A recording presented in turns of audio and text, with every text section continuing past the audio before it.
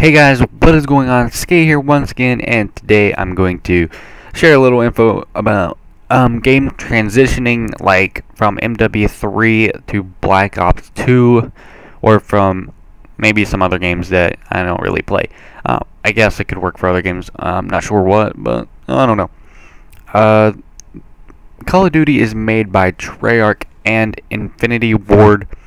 They make games together. They're two companies that are under the same, they are both under Activision, and they make two types of games.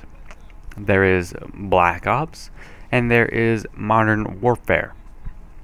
Now there are other different installments like World at War and Call of Duty 4, which wasn't really that is probably the first beginning of the big multiplayer thing. Was probably Call of Duty 4. I think Call of Duty 4 is when everyone started to get into it and love it and really like it, because there was a lot more that you could do in it than you could in World at War. But anyway, transitioning from MW3 to Black Ops 2 is a tricky thing. It's kind of tricky because what is MW3? MW3 and those Modern Warfare games are fast-paced. They are fast-paced games with a lot of action, really quick play times, and you can run around and get killed quite easily. Now, let's say you're playing Black Ops, not Black Ops 2, but just Black Ops. Let's say you're playing Black Ops before MW3. Well, you're playing Black Ops 2, and it's a slower-paced game. Everyone kind of ran the map a little slower. In jungle, people would get up on that rock, stay there for a little bit, kill people, and then they would back out of that spot and watch the people go in there, and it's a much slower process. How in MW3, there's a lot of rushing. Almost everybody rushes. There are those campers. There's campers in every single game, guys. Everyone hates them, but you know what? The game just wouldn't be same without them. Actually, the game would be perfect. The game would be perfect. Can't really change it there. The game would be perfect. But yeah, you're going from a fast-paced game to a slower-paced game.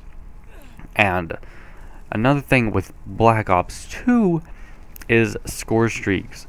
Score streaks are a little harder to get when you're rushing, so I find it easier if you camp out just a little bit, not too much to where it makes people extremely mad, not to where you're sitting in the corner. But I mean, if you're out in the open holding down a spot like objective or a bomb site, I find that acceptable. But I mean, if you're sitting in the corner, that's just plain out ridiculous. Why are you in that corner? And what's the point of it? You're sitting in a corner, and I mean, how's that even fun? You're playing a game and you're sitting in a corner. You're stationary. You're basically stationary, waiting for someone to run in front of you. And there might not even, one person might not even run in front of you. That's just a chance you're taking. And it just doesn't seem right to me. I don't see why people can do that. Sitting in corners, I think, is just a waste of time and good gameplay, like you could get with that quad right there. That was a good little quad. I get a nice spray there. Nice little triple. Quad and a triple back to back. Not too shabby. Okay, but again, you are going from a faster paced game, and that was a fail at throwing the C4, and then that was a fail at trying to pick it up. But if you're gonna rush in Black Ops 2, I think that you shouldn't like have high kill streaks, because I mean, a lot of people when they start out, there's another triple. You want those high kill streaks. And if you're gonna camp, then you may be able to, and it's gonna take you a little bit longer, but it's not recommended. I do not recommend it. But if you're gonna rush, you're definitely not gonna get those kill streaks unless you're good. I don't use extremely high kill streaks. I'll use like in the middle. I usually stay under 1,000 points, because 1,000 is about 10 kills. And it's a little tricky to get 10 kills sometimes when you're rushing, because I'll rush a little bit. I like to run and actually kill people. I don't sit in corners like you see me running around most of the time. And I mean, I will hold position a little bit, but I ain't gonna sit in a corner and just sit there unless I'm really close to like 1 kill streak. And I think this gameplay is really good, guys. So, well, not really good, but I think I go like 79 and 20. I think it's 20, maybe 9, maybe 21, 20, something around there. Deaths, whatever. And Black Ops 2, it's slow gameplay. Mw3 is fast, so you kind of gotta slow your roll a little bit. It's kind of a change in pace. Like, leveling up is a little slower, I think, on this game, because of small points. Like, kill streaks aren't getting you as many points as normal kills will. So when you're killing people with those kill streaks, you just won't rack up as all the points that you normally would. But one thing I did notice with these kill streaks, when you get them, they are made to destroy. They are deadly, and were designed to kill, and kill effectively. Because I noticed with some of the kill streaks, I end up getting triples and quads all the time sometimes. Like, pretty often, I'm getting those big kill feeds, and it's not a surprise.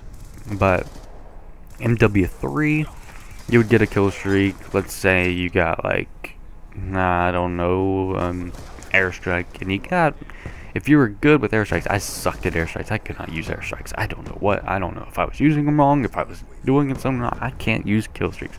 But I can see people pulling off like double kills and a single kill. I don't see people coming out with quads or triples as often as I would in Black Ops, as I do now. But you see triples, quads, and even 5 kill feed quite often in Black Ops 2. It doesn't seem to be much of a surprise, but it's the kill streaks that are really just the kill streaks are a little overpowered, but then they're really rewarding. Look right there, that guy got a triple with a lightning strike, and that's not even a high kill streak. And I know Predator missiles, they weren't a high kill streak, but most people most of the time would only get about 1 or 2 kills, and that was if you'll get a triple if you're lucky. But on this game, it seems like you pick 3 spots and you're almost guaranteed, you're pretty much guaranteed double or higher, because they're so easy to use and so effective towards the enemy. I don't know if they're going to change that or not, but I hope they do not, because I kind of do and I do not, because I don't like getting killed by them, and I don't like how hard they are to get. Some of them are quite hard. I know dogs are like the swarm. The swarm isn't that great. I don't think I used it. Well, I didn't use it online, but I used it in combat training, and I didn't like it that much. So I've never equipped it online, and I've equipped dog once, and I got dog once online, and it just didn't. The dogs are the same. It seemed too hard to get them for such little reward as it felt, because it just seemed too easy to kill the dogs, and it just didn't seem right to me. So I don't stick with 2 high kill streaks. I go for the easier ones that are just as rewarding, and I don't think I got 2. I got 2 right there. So it's definitely it's tricky sometimes when you're going for those big scores, and it's also a little more difficult to rush in this game because it's a slower paced game, so you're gonna have to take things just a little bit slower. You gotta slow your roll, because if you don't, you're gonna end up dying a lot. Like here, I'll hold back. I'm not rushing in the enemy spawn, but I'll hold back and kill them off in their spawn. I know a lot of people don't like being spawn trapped, but hey, when you're killing people, you'll kill people. You don't really think about how they feel. You're thinking about the score of you. You don't care about their feelings. And there I got a single. That was just a bad timing right there. Another thing, if you guys want to know about KD, if you guys want to know how to keep your KD up, it's very it's not a fun way to keep your KD up, but it'll keep your KD up for sure.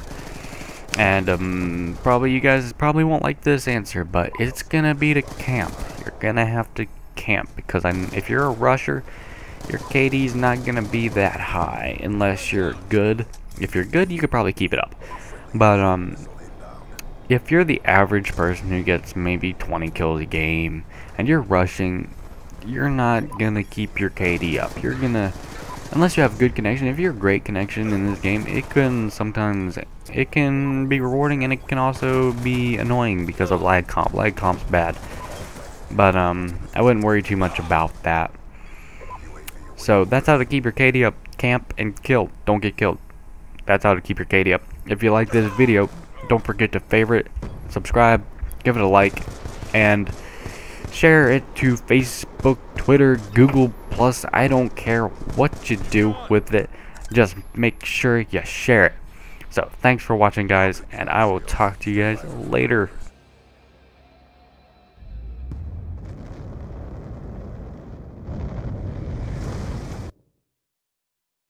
Special video for you guys, maybe to help you out just a little bit, but today I got a setup video.